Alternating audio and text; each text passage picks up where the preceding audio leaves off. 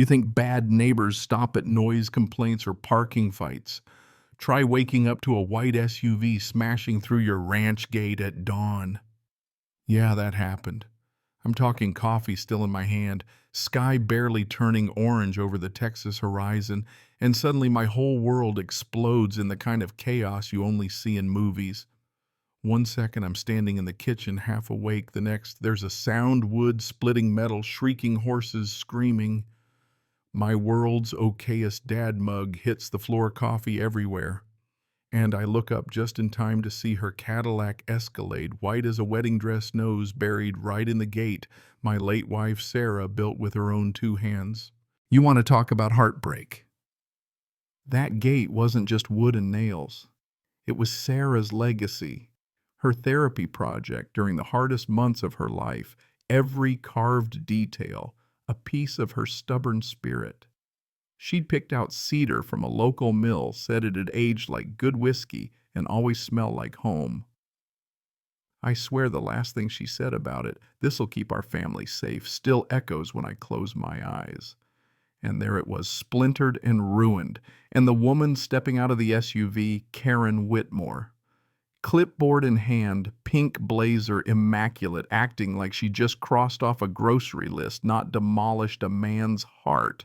And the look on her face, she wasn't scared, wasn't sorry, wasn't even surprised, just satisfied like she'd accomplished something. What really got me was the tire tracks, straight as an arrow. She aimed for my gate, gunned it, and plowed through like she was late for a hair appointment.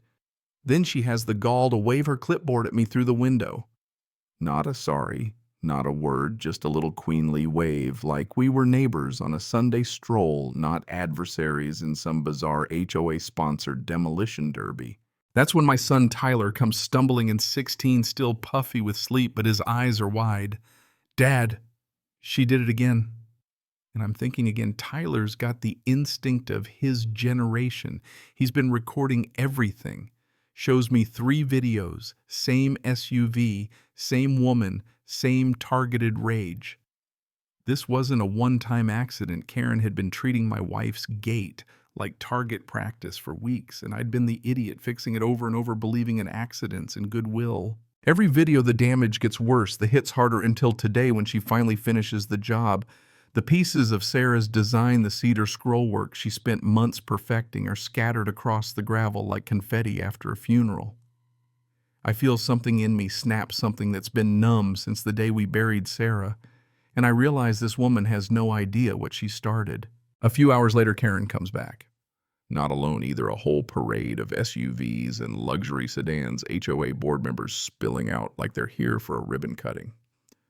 And now Karen's got a professional tablet surveying my property, measuring fences, photographing the barn. And wouldn't you know it, taking water samples from my horse's trough. They move with the confidence of people who've convinced themselves this land already belongs to them. I step outside, try to keep my voice calm. Sarah always said, "Start with kindness even when you want to scream."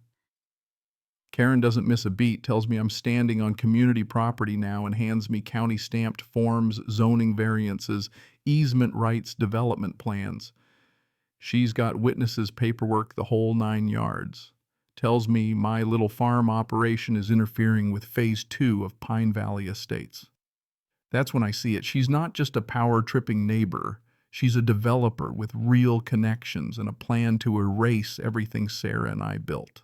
Tyler shows up just in time to hear Karen say, "I'm the problem," that I'm holding back progress, and then she gets a call, puts it on speaker so we can all hear, "Yes, Deputy Martinez, the owner's cooperating for now." Law enforcement on speed dial, ready to paint me as the dangerous one if I so much as raise my voice. After the invasion leaves, I stand in what used to be Sarah's flower bed, tire tracks cutting through her last spring planting, and Tyler looks at me and says, "She's done this before, hasn't she? 2 other people." He's right. I realize then that Karen isn't just after my land. She's playing a long con, using legal threats and intimidation, counting on me to fold. But she's got another thing coming. 3 days later, the local newspaper runs a headline, "Ranch Property Blocks Community Progress."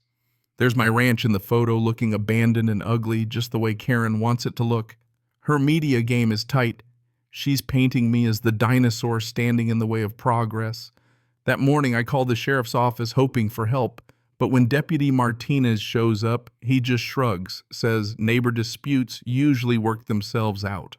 Then, as if on cue, Karen arrives, her SUV miraculously fixed, and hands Martinez a folder. Turns out his wife works for Karen's agency. You couldn't make this up. Tyler's still filming. Karen turns, sugar sweet, tells him, young people should learn how legal processes work. She's playing every angle. But then Tyler, smart as a whip, digs through county archives and finds the trump card original water rights from 1987, exclusive to our property, legally protected. Any development within a quarter mile needs my written consent. Karen turns white. Martinez goes silent. Suddenly the power shifts. They leave, but I know it isn't over. Then at midnight it gets worse. Tyler wakes me whispering, "Dad, they're not just breaking the gate. They're taking the horses." I run outside, headlights slicing through the darkness, people in the field loading our horses into a trailer. Karen stands by waving a fake health inspection report claiming public safety. Martinez is there, backing her up, citation in hand. Tyler's researching on his phone in real time and finds out Karen owns the so-called county-approved facility where my horses are headed. It's a racket. She's holding my animals hostage for boarding fees, bleeding me dry, and building a paper trail of forged documents. But that's the last straw. With my neighbor Pete, a welder who's seen it all, we design a new gate cedar on the outside, 4 feet of reinforced steel on the inside. Tyler wires up cameras, nothing fancy, just enough to capture every angle. Mrs. Rodriguez, who's been eavesdropping on Karen's late-night phone calls, shows up with recordings evidence of bribery, intimidation, and plans to bulldoze not just my place, but half the neighborhood. The whole thing's been a setup from day one. The day of reckoning comes with Karen rolling in media crew in tow, expecting a victory lap. She guns her SUV at the new gate crowd, watching cameras rolling. Except this time, instead of splinters, there's a thunderous crash. Her Escalade crumples like a soda can gate unmoved. You can feel the world pause. Then Mrs. Rodriguez steps up, plays those secret recordings, Karen trashing her own board members, admitting she just needs to get my ranch condemned to make her millions. Suddenly the board turns on her, the news crew's live, and Karen is left stammering for the cameras. You believe me after everything. Martinez has no choice. He arrests Karen right there on TV. Charges pile up, trespassing, livestock theft, fraud, conspiracy. Tyler's footage and Mrs. Rodriguez's recordings become the evidence that ends her reign. The HOA votes Karen out, apologizes, and makes Mrs. Rodriguez the new president. The community comes together, potlucks, watch groups, neighbors who were strangers are now family. My horses come home healthy and safe. The settlement check covers every bit of damage, plus enough to start a legal fund for other families fighting HOA bullies. Then, out of the blue, a law firm in Dallas calls. They're investigating a statewide real estate scam, and they want my help. Tyler grins, says it's like the movies where the little guy helps the good guys take down the bad.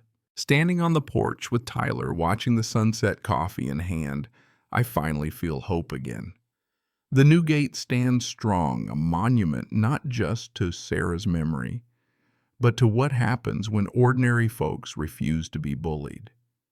If my story hits you, if you've ever had to fight for what's right or draw a line, Nobody's Crossing, hit that like button, share your thoughts below. What does justice look like to you? Ever had a neighbor from hell? Let's talk about it. And remember, sometimes the best revenge isn't getting even. It's building something nobody can tear down, especially not someone who never understood its worth in the first place.